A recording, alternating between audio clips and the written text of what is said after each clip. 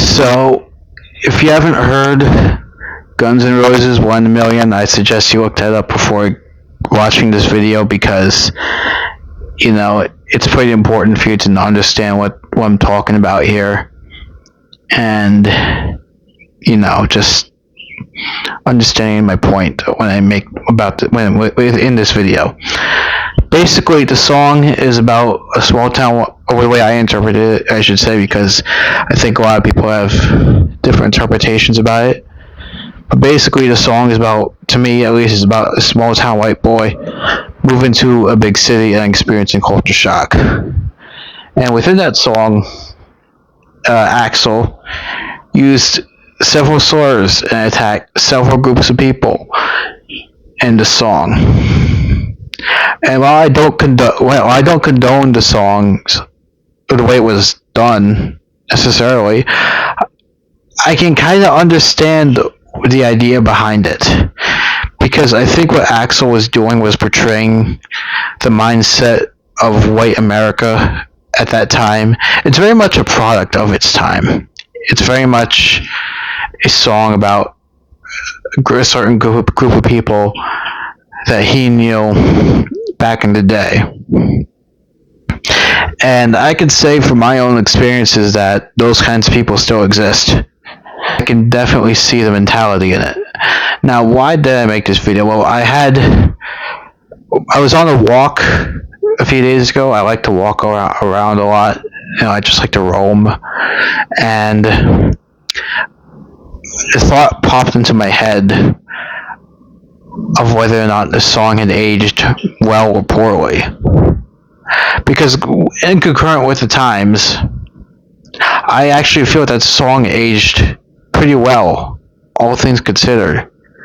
Because again, like I said, the way I interpreted the song and the types of people I grew up around, I can see why the song was written.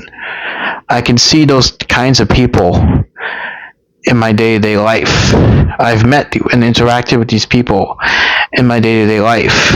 So I know very much the type of person that he was writing about,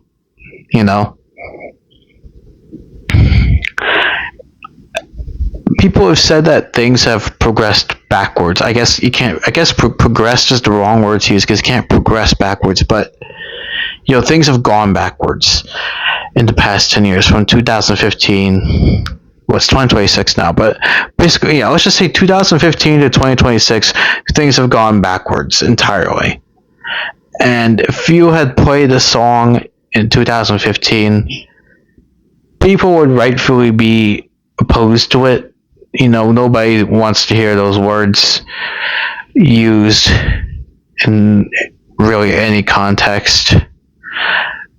But if I play that song today in 2026, I can actually point out people who fit the kind of person that Axl is talking about. The small-minded racist or the small-minded homophobe who attacks people because he doesn't understand them, or he doesn't really know them, or he's only interacted with this one person rather than a whole group. Listen, I've listened to this song a few times. I've listened to it enough that I can understand a little more about it than I think most people do. Because I think when most people listen to it, they listen to it for the shock value. And to be fair, I think those words were put in the song because of shock value. They wanted to get a reaction out of people. But at the same time, I think there was a genuine attempt at a message that I think because of the shock value that people didn't recognize. Which is fair. It's like watching a Tarantino movie and hearing the N-word,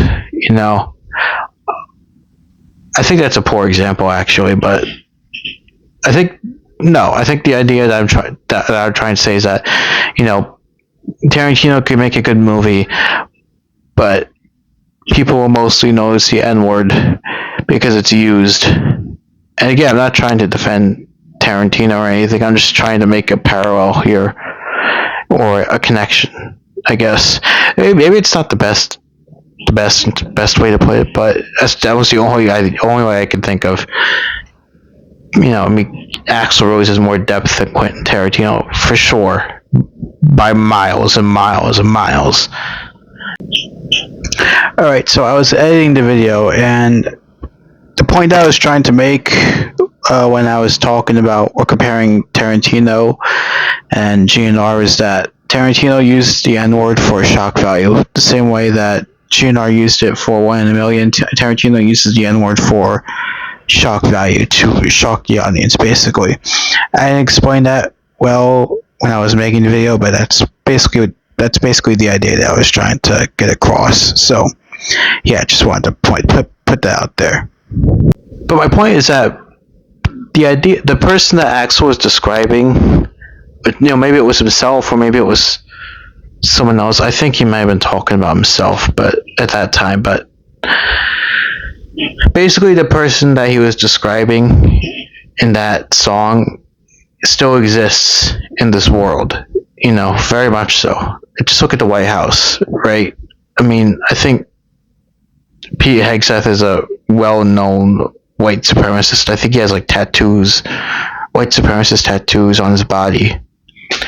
And so I think that the song genuinely has actually aged pretty well based on what I've seen, which is terrible. I think that kind of song is a song that is really supposed to represent the times. I think it says a lot when that kind of song still is accurate to the kind of person that exists today.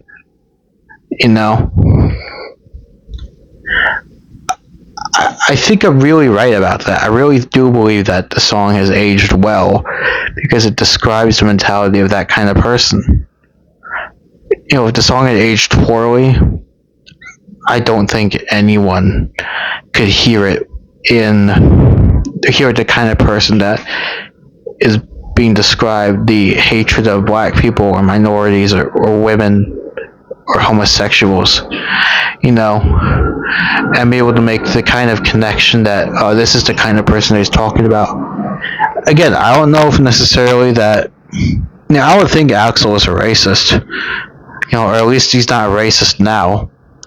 I think that he's just describing that kind of person to his fans or whatever, and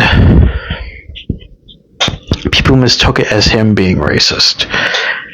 I mean, he did do a racist thing, but I don't think he himself is a racist. But I mean, like I said, it all depends on your interpretation of the song. But that's basically how I look at it. I feel like the song just describes a certain type of person that exists to this day, and that he is that kind of person is pretty much more prevalent than it ever has been.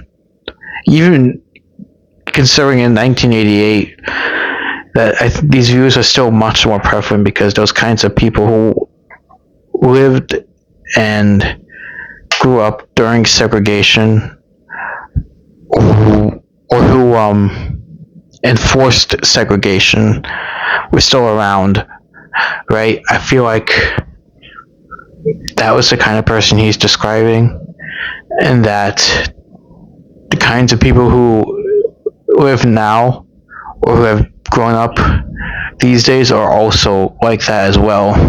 Very ignorant, very foolish, very radical and stupid. Very stupid person. And it's a shame that the song did age as well as it did, but I guess it just shows just how we've progressed or regressed as a society. And yeah, I think that's basically all I have to say about that. I think the song really did age well based on the kind of country that America has become in 2026. I think you can disagree with that. At least I think you can disagree based on the words he chose to use. But I think when it comes to the message itself, I think that message has aged very well overall. You know, the overall message of 1 in a Million has aged incredibly well. When you think about the kind of person that lives, the kind of white person that lives today, which is unfortunate, but what else can you say, right? I'll just leave it there. See ya. So I actually just want to make one last point before I end this video, which is why I think he used those words.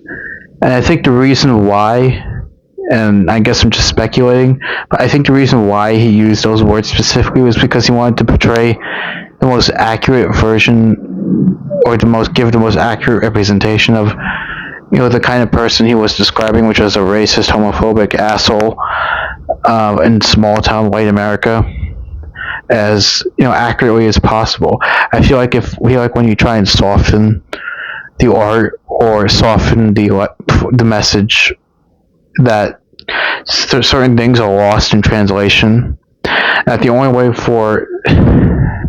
for some people to understand what it is that you're talking about is just to be as honest as possible, and that there are right and wrong ways of doing it, but I feel like sometimes you just have to just say what it is that you're trying to say, so that the most accurate, or that the way you want the message to be heard is heard.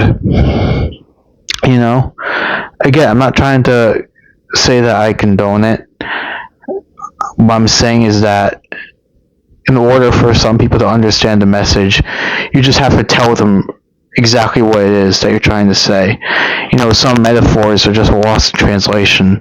Some forms of language just cannot be understood, no matter how hard you try. Some people will just try, or not intentionally, but they'll just be unable to understand what it is that you're saying. And I think that's why he used those words. It wasn't necessarily because he was that kind of person. Maybe he was at some point, but I don't think he is a racist or any kind of phobe at this point in his life. From what I understand, he's very liberal, and I think that what he was saying was that this kind of person exists, and this kind of person, is a very terrible person, and because I've lived and grown up around these kinds of people that I can describe it, and I want to describe it as accurately as possible. And I think when it comes to art or any kind of interpretation of any sort of media, I think some artists would just choose the ugliest part, because the ugliest part is sometimes the most honest. And that's why he chose to use the words that he chose to use. Was it right? Maybe not so. But was it true? Yeah. I mean, let's be honest. Do we really think that racists and homophobes are going to, self-censor themselves when talking about the kinds of people they dislike? Do we? I don't think so. I mean, again, I've met and interacted with these kinds of people. They don't. They never do. They'll just say it when they think you're cool or whatever. I mean, it's unfortunate, but unless you've interacted with that kind of person, I think you won't really understand necessarily, And I think it's also unfortunate that there are a lot of racists that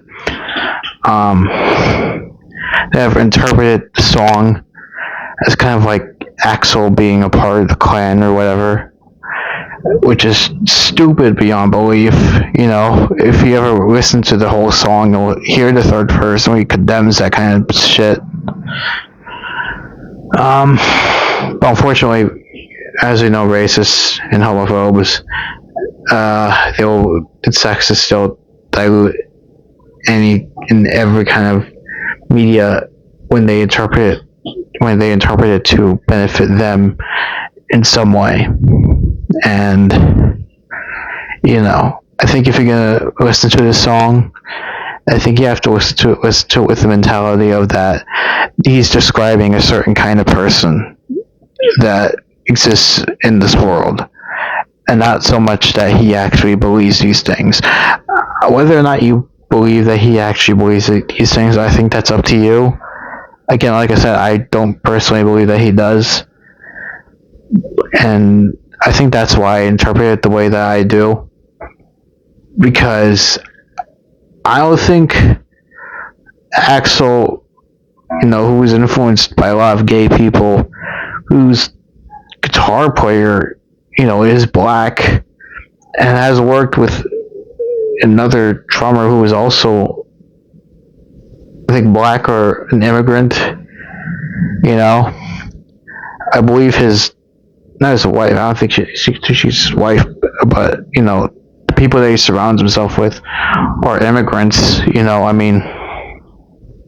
I think Axel is the opposite of the kind of person that he's describing. I think he just described the person maybe better than some people are expecting him to, and that's why people maybe were offended by it, because they just can't really handle that this person exists, and that Axel described him so honestly, I guess, because I think media tends to just sugarcoat certain things no matter what. They'll always try to make it nice for consumption so it sells more, rather than be honest about it and just say it, because I think we as minorities know.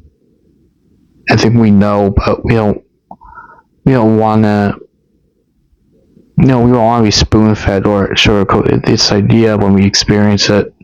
I think that Axel's song, I think 1 in a Million is just the most honest version of this person coming from another white person's perspective. So, yeah. I think that's just the best way I can put it.